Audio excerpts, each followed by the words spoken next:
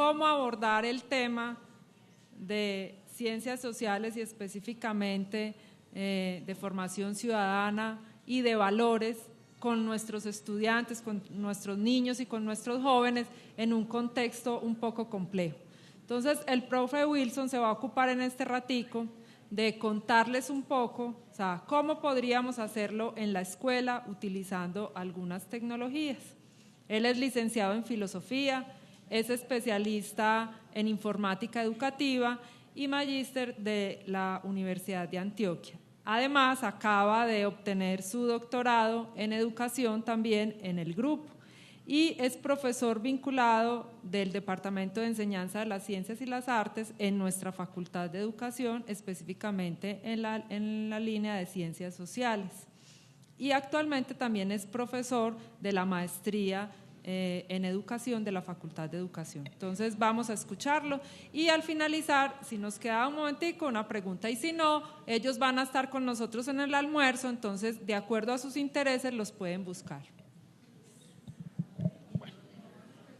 Y no almorzamos, tranquilos, no se preocupen. Bueno, es un gusto estar con ustedes en el día de hoy. Y sí, a ver, una de las cosas más complicadas es que, a ver, en el plano de lo que yo les voy a hablar, hay una pequeña diferencia. Obviamente, todas las otras áreas son muy complejas. Sin embargo, aquí se involucra, además del aspecto cognitivo, un aspecto que tiene que ver con las actitudes y con el elemento que tiene que ver con los sentimientos, la voluntad, y es lo que tiene que ver con la educación moral.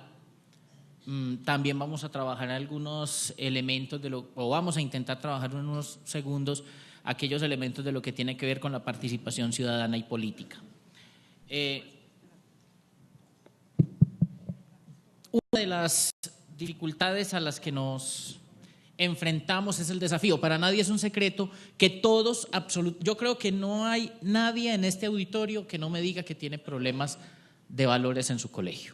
Creo que todos, ese es el coco de cada uno de los que estamos acá. ¿Qué es lo que hacemos cuando todos los días nuestros chicos son bombardeados por cantidad de situaciones de disvalores y antivalores que podemos ver en el medio? Lo primero que hacemos es que los muchachos, cuando se van a la casa, lo primero que hacen mientras están almorzando es que están almorzando y viendo televisión, y en los medios de comunicación les están mostrando una realidad totalmente distorsionada, en donde nuestro medio le está diciendo que es válido, es lícito y que a usted le va muy bien como ser humano si roba, si le va muy bien como ser humano si trafica y le va muy bien si usted vende su cuerpo, o sea, si es prepago. Entonces todos tenemos un grave lío en nuestros colegios, en nuestras instituciones educativas.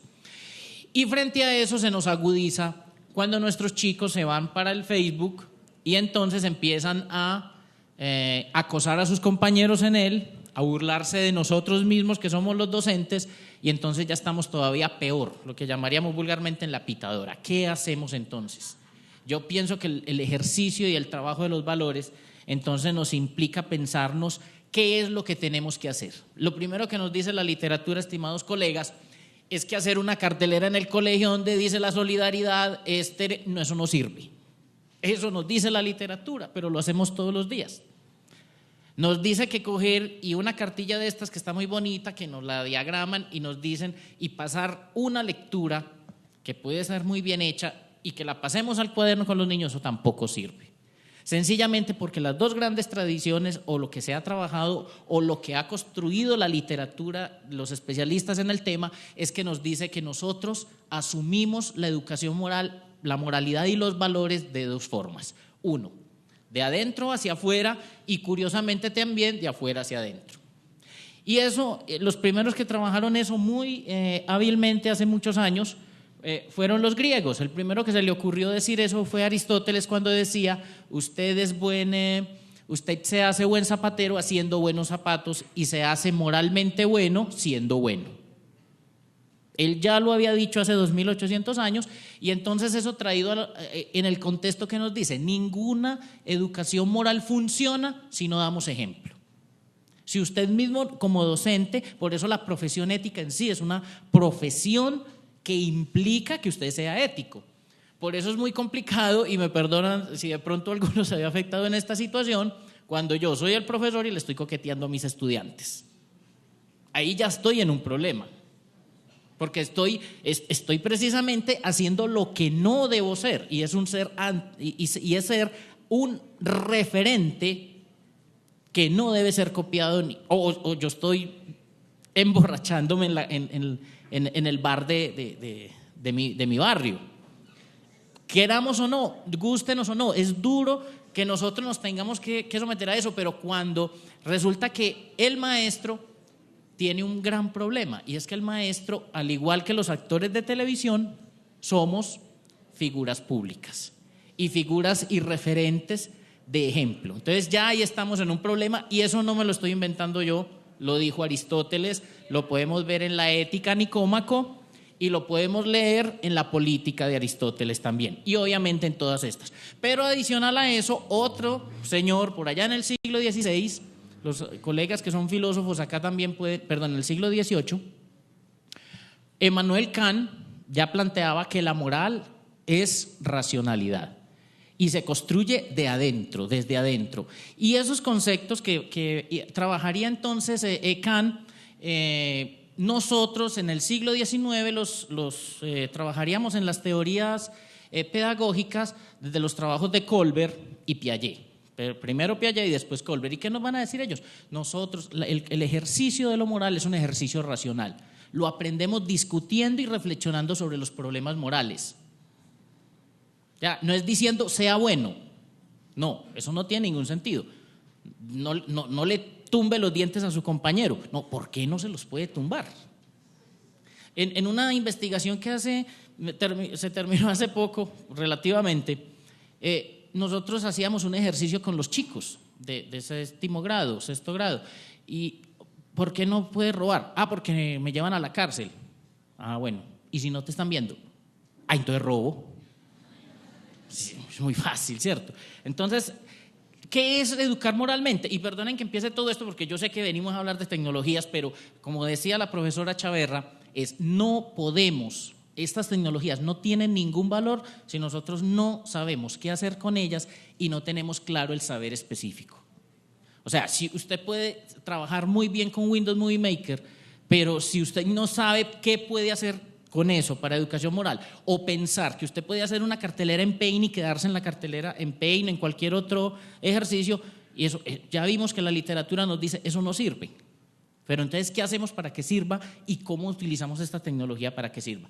Entonces, lo que planteamos aquí es que primero hay que aprender a valorar, tomar decisiones responsables, ser autónomo, y plantearle la autonomía implica que las personas obren de acuerdo a unos principios, no porque van a ser castigados, sino porque son conscientes de que sus actos pueden perjudicar a otros seres humanos. Lo mismo que el ejemplo, uno muy radical y que a veces cometemos muchos errores en las instituciones educativas. Yo sé que algunos que son rectores se van a poner bravos conmigo con lo que voy a decir, pero bueno, lo voy a decir. Es el siguiente: llega usted y todos, yo creo que a muchos no nos guste ver al chico por allá con ese cabello por aquí, y entonces dice, vea, los hombres, que además está siendo sexista esa posición cuando usted la dice. Es que el manual de convivencia dice que todo el mundo tiene que tener el cabello corto. Y el muchacho llega y le dice, no, la Corte Constitucional y la Constitución dice que yo tengo derecho a tenerlo largo, como quiera. No, porque cuando usted vino, cogió y tocó a la puerta y decidió matricularse aquí, le dice usted o el rector, es porque usted se sometió a las condiciones de este colegio y las condiciones dicen que usted lo tiene corto. Conclusión, el muchacho se queda callado porque necesita el puesto, se va para la casa y dice, o sea que es lícito que yo le haga trampa al Estado. 20 años después, 10 años después, me voy para el colegio y le hago trampa, robo, desde que no me vean, pues porque hay una forma de hacerle trampa. Tradicional desde la colonia aquí, echa la ley, echa la trampa. Nos hemos vuelto deshonestos sencillamente porque siempre le encontramos un recodo a la ley.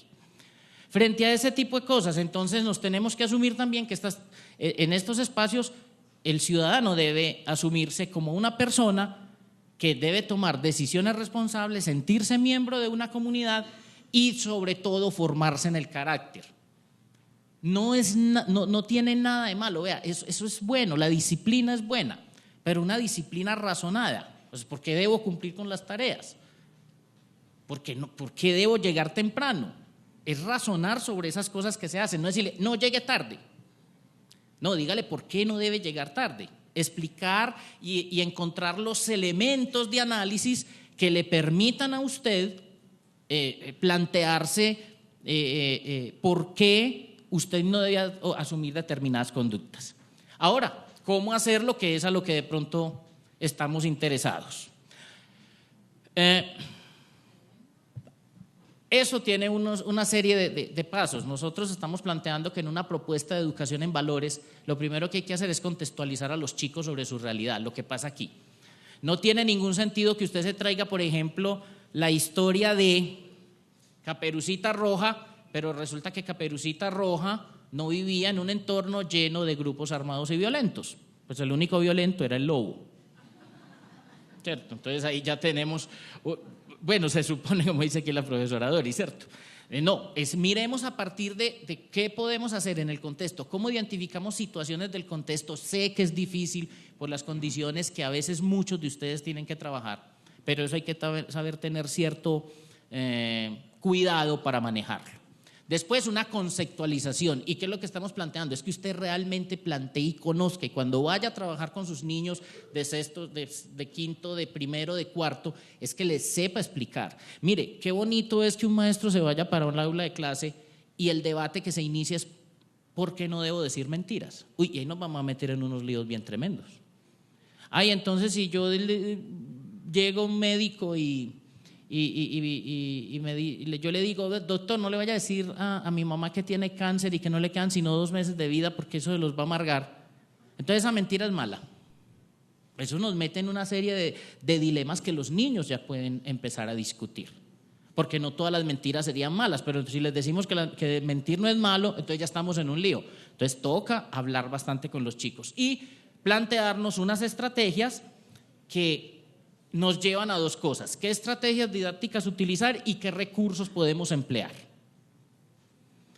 Y frente a eso, en esta propuesta que nosotros hemos planteado desde el Grupo de Investigación Didáctica y Nuevas Tecnologías, lo que estamos diciendo es utilicemos las historias. Las historias son muy valiosas, las podemos encontrar en internet, las podemos encontrar en muchísimas partes. Pero eso debe ir ligado a un trabajo de diálogo en el aula, que discutamos con los chicos, que planteamos preguntas y obviamente que podamos explorar desde esa contextualización que hicimos ciertas narrativas que los chicos pueden hacer en el aula. ¿Unido a qué? A un análisis de problemas, unos problemas que se pueden dar, que nosotros estamos planteando que los niños, ustedes mismos profesores, pueden escribir ciertos dilemas, ustedes mismos se han visto obligados frente a un dilema. Eso desarrolla ese ejercicio de escritura nuestro, pero también lleva a los muchachos a que piensen. Pero adicional a eso, en internet hay cantidad de recursos que nos llevan a mirar problemas y dilemas. De hecho, en el material que se les va a entregar en el día de mañana hay un espaciecito también para que puedan ustedes mirar ciertas historias de esas que les sirven para eso. Y la argumentación. Nosotros en este país tenemos un gravísimo problema. Se ha convertido en la discusión con el contrario un problema de orden personal. O sea, se vuelve intolerable que alguien me diga ¿y por qué no hacemos esto? O la oposición o el contrario o el debate se convierte en un problema. En cualquier país donde se ha logrado construir la ciudadanía, la civilidad, se ha entendido, por ejemplo, que en el mundo político debe haber oposición. Pero yo no tolero que mi compañero me diga ¿y por qué no haces esto mejor? O creo que tal vez esto se podría hacer así porque tu punto de vista puede ser un poco limitado. Pero no, yo me voy bravo con el compañero y no vuelvo a hablar con el compañero. Eso tenemos que empezar a desarrollarlo en el aula. Que los niños sean capaces de entender que la discusión es sana, que el conflicto es sano. El conflicto no es malo de por sí, es malo cuando usted llega a agarrar trompadas con el compañero. O cuando usted sale y entonces ve esta hijo de madre lo que me dijo tal y le pegas. O cuando usted se queda bravo con el compañero. Porque esta es una sociedad intolerante precisamente porque ninguno de nosotros está habituado a ver en el otro un contradictor. La contradicción es buena porque nos permite enfrentarnos y mirar que podemos tener errores y ponernos en el lugar del otro. Y finalmente, algo que la profesora Dora Chaverra trabaja muy bien y que les estuvo discutiendo con ustedes, es la escritura reflexiva. El profesor Octavio, pues que con el que hemos realizado toda nuestra formación, sabe más que nadie que detrás de la escritura hay una serie de procesos racionales, cognitivos, complejos que nos llevan a pensar. Porque ¿qué es lo que hacen las tecnologías? Llevarnos a pensar. ¿Y qué es tener conciencia de lo moral? Pensar por qué no debo actuar así o por qué sí debo actuar así. Ahora, hay otros elementos como los sentimientos, la piedad, la compasión, pero inicialmente es la reflexión en torno a yo por qué no puedo abusar del más débil. Y frente a eso, entonces, hay muchos recursos en tecnologías. Mire, yo traje aquí el cine y ustedes dirán, un momentico, pero estamos hablando pues estamos en un espacio donde hemos privilegiado básicamente los computadores porque hablamos del cine, porque en el cine hay grandísimos recursos y muchos de ustedes, ya que tienen red, saben que hay cantidad de recursos donde los muchachos entran y ven cine. Portales de películas que ya incluso se está planteando la masificación y que se pueda comprar una película en línea. Y en ese sentido usted puede hacer cantidad. A partir de esas discusiones, esos análisis con el otro, escuchar, por ejemplo, el cine sirve como una historia que potencializa esa actividad académica. Por ejemplo, una serie de películas que ustedes pueden ver, que como un mínimo ejemplo de todo lo que pueden encontrar. Mire, los niños les encantan esas películas infantiles, Buscando a Nemo. Pues la idea, ¿cuántas discusiones usted no puede desarrollar a partir de la solidaridad, del afecto, de la perseverancia, el lograr las metas? Eso sí, profesores, que no se vaya a convertir nuestra clase en la sala de cine con crispetas y gaseosa. Pues porque no, o sea, todas estas herramientas se tienen que constituir en el espacio para educar, ¿ya? Miren, ya las preguntas. Bueno, y fuera de esto, miren, Toy Story, La familia del futuro, La ola para los más grandes y ya implica, por ejemplo, la idea de fascismo, la idea de los peligros del pensamiento unilateral, o ve de venganza si vamos a trabajar en filosofía, por ejemplo, las ideas de anarquismo y las ideas libertarias. O sea, un buen maestro de filosofía sabe encontrar en las películas material para poder desarrollar ideas de este tipo. Ay, se me fue. Bueno, no, tengo otra. No, es que se me fue, qué pena con ustedes, no sé por qué no. Sí, se me pasó.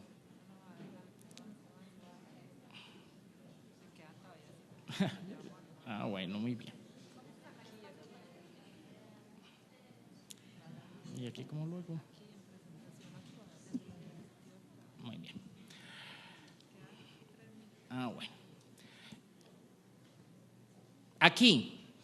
Ya los colegas han trabajado esto. Mire, Facebook les sirve a usted para que pueda desarrollar, por ejemplo, procesos de discusión con los estudiantes. No se preocupe, yo ahorita escucho, muchos de ustedes tal vez puedan pensar, a mí no me gusta eso, ¿yo para qué voy a hacer eso? Yo ya me voy a jubilar.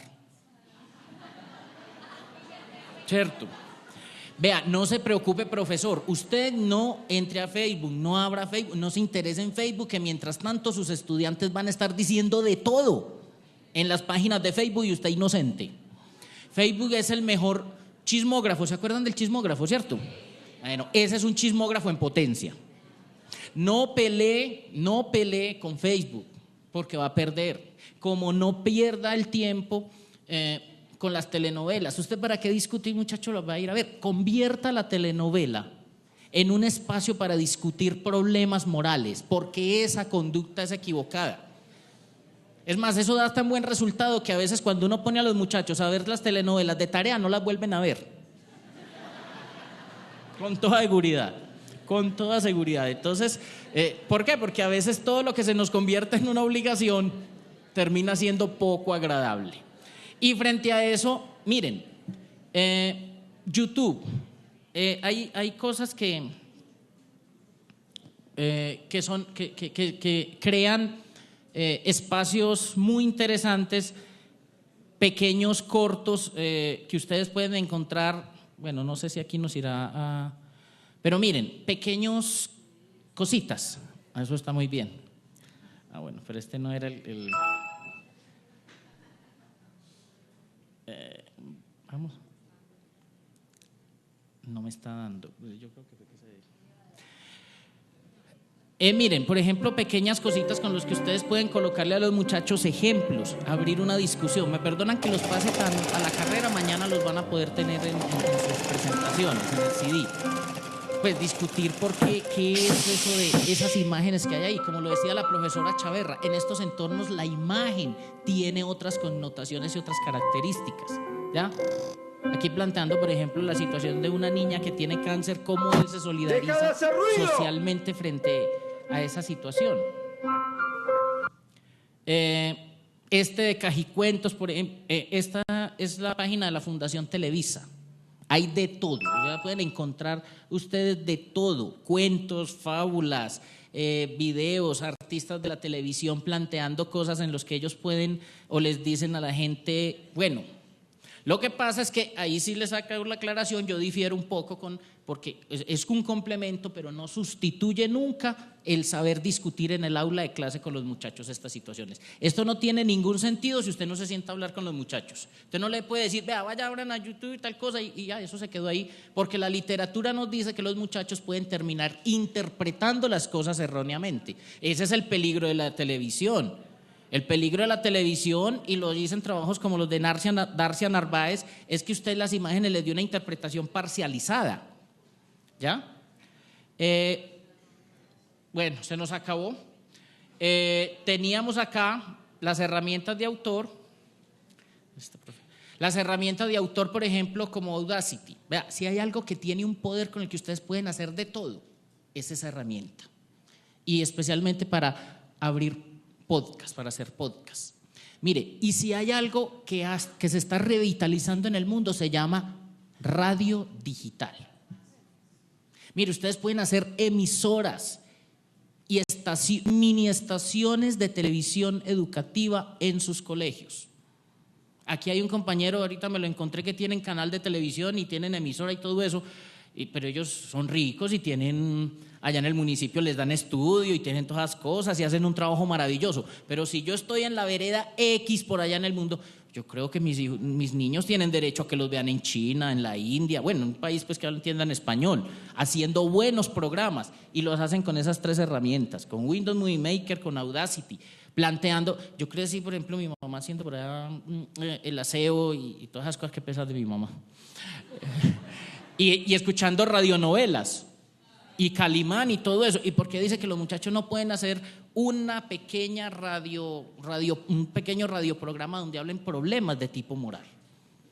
Porque volvemos a las dos tradiciones. Uno, razonas moralmente, como lo planteaba Piaget y Colbert, pero porque tienes que pensar qué va a ir en los argumentos que vas a escribir. Desarrollas la lengua castellana, porque están haciendo un ejercicio de escritura, pero estamos haciendo lo que nos planteaba Aristóteles cuando dice que moralmente empiezo a ser moral cuando hablo de esos temas. Y pues muchas gracias en todo este…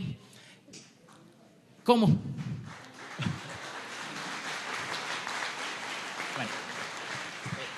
Profesor, qué pena. ¿Preguntas? Bueno, ya eso ya es con la profe que maneja el tema. Natalia, dos preguntitas al menos. Estamos bien en la agenda. Muy buenos días. Tengo una pregunta para el primer expositor. Me preocupa, pues, felicitar a todos, pues, porque han sido unas experiencias muy buenas. Me quedó una inquietud y siempre la he tenido y la he debatido en muchas partes. Y es cuando usted nos dice que hay que educar para la vida, ¿cierto? Y nos dice que nos salgamos del espacio, del entorno, pues, de educar para presentar las pruebas de Estado, como la IFES y la prueba Saber. Pero para ninguno de nosotros es un secreto que el ministerio nos evalúa es a través de esas pruebas. Entonces ahí entramos en un dilema: o enseñamos para la vida y las pruebas son diferentes a eso que nos están pidiendo. Entonces es bueno que de ustedes manejen una política con el ministerio de que vamos cambiando esa idea.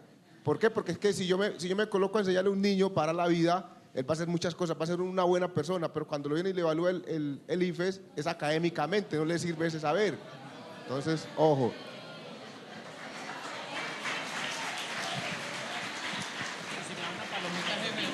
Sí. A ver,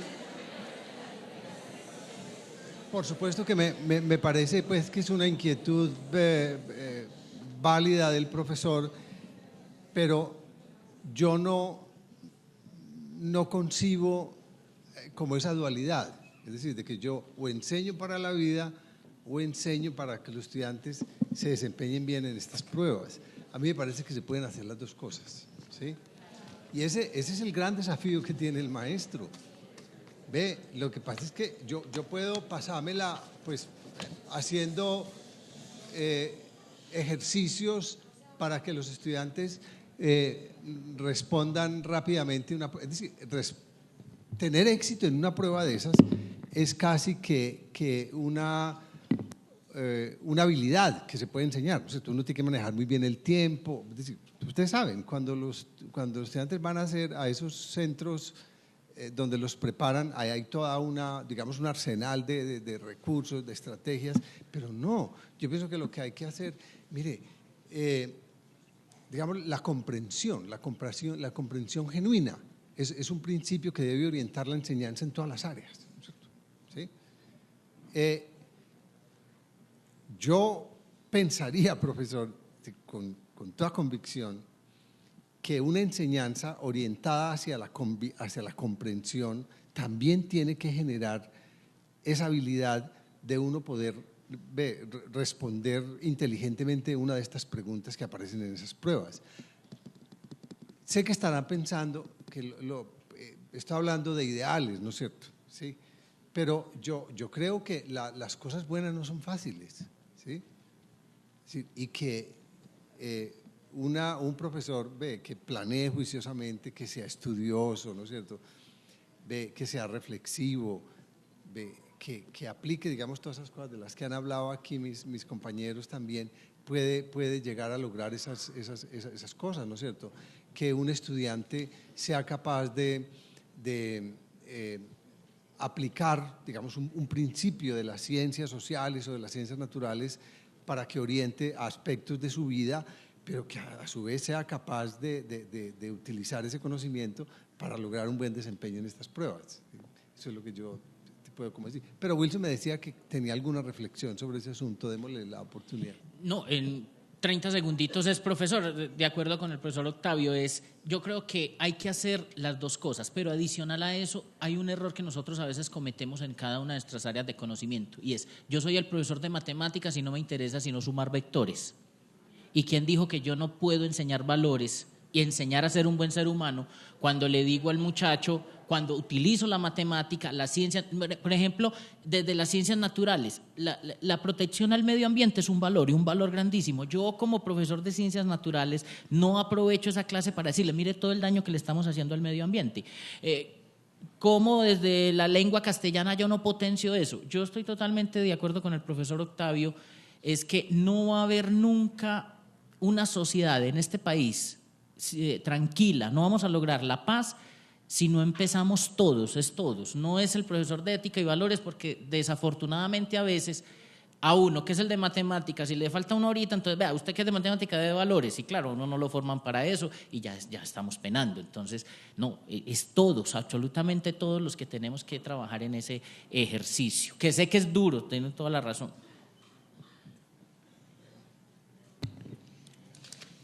Agradecemos a la profesora Dora Chaverra y a los profesores Octavio Henao, Cártul y Wilson.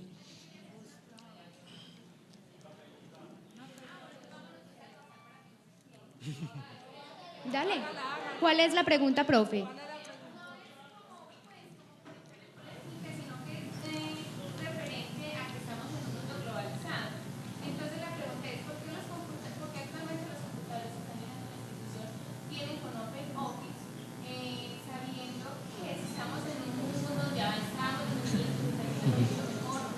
Y no tenemos respondo. Tú vas a responder. Prof. Déjenla terminar, Profesores, por favor. escuchemos por favor.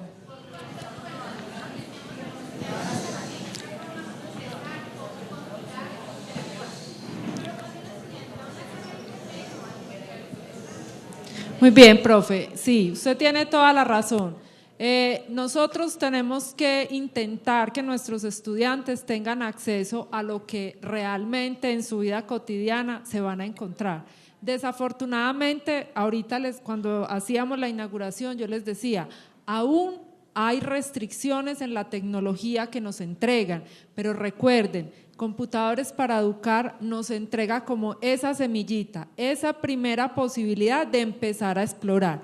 Para eso, o sea, nosotros como escuela tenemos que seguir avanzando y tratar de actualizar. O sea, lo ideal, ahorita la doctora Castellanos les decía, vamos a hacer una dotación nueva de aquellas instituciones que ya fueron dotadas con unos equipos, porque Computadores para Educar ya se dio cuenta pues que esa tecnología hay que actualizarla y que se necesita que ustedes maestros que empezaron con esos computadores que tenían algunos programas básicos, que ya son computadores reciclados, empiecen a utilizar otra tecnología. Pero hay algo que no se les puede olvidar, profes.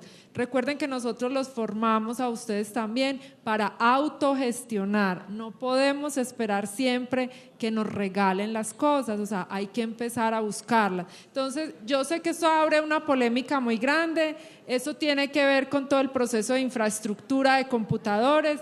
Es interesante repensarlo, pero yo creo que a nosotros en este momento nos ocupaba un tema y era la reflexión pedagógica, o sea, con el uso de la tecnología, la parte de infraestructura y eso, de todas maneras va a haber momentos en que las personas que se quedaron acá de Computadores para Educar van a escuchar sus inquietudes y también vamos a tener un momento donde ustedes van a poder escribir esas inquietudes frente a lo que les entrega el programa. Pero ahí sí, o sea, es muy complejo que la Universidad de Antioquia les diga, les van a entregar una tecnología distinta y en este momento eso no lo manejamos nosotros. Yo quiero aprovechar esta pregunta de la profesora, que me parece bien interesante también para hacer una reflexión sobre el tema del software libre. ¿Sí? Miren, detrás de todas estas tecnologías, claro, hay grandes beneficios, pero también hay grandes negocios. ¿Sí? Hay grandes empresas que se están lucrando de estas cosas. A mí me sorprende mucho, por ejemplo, Europa. Recuerdo hace un par de años me llamó mucho la atención que a los estudiantes de la Universidad de Salamanca, cuando llegaban nuevos, les entregaban una suite como OpenOffice. Y en Europa son sumamente críticos y duros, por ejemplo con Microsoft y con todas esas empresas que lo que están haciendo es, ¿no es cierto?, llenando sus arcas de millones de euros y de libras con esto. De manera que no miremos con desprecio ese tema. Y yo los invito a que estén muy atentos a ese tema del software libre. Ojalá estas cosas no costaran nada. Es decir, que estas herramientas, digamos, para hacer cálculos, para escribir, para generar este tipo de presentaciones, estuvieran al acceso de todo el mundo. Ojalá, yo me sueño una sociedad en que uno en cualquier esquina pudiera conectarse a internet, a una buena velocidad, gratis, ¿cierto? De manera que,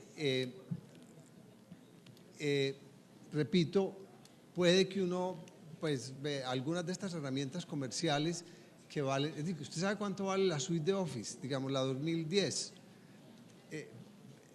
Ahora, en buena medida yo puedo hacer muchas de esas cosas que hago con este software comercial, lo puedo hacer con estas herramientas. Fíjense la filosofía de Linux, por ejemplo, a mí me parece extraordinario, ¿no es cierto? La filosofía de estos navegadores, que no valen nada, que por fortuna están suplantando a todos esos programas que cuestan plata.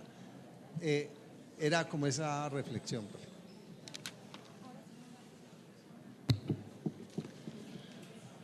Bueno, profes, a partir de este momento la dinámica del evento cambiará. Después del almuerzo vamos a iniciar con la socialización de las experiencias pedagógicas y de gestión.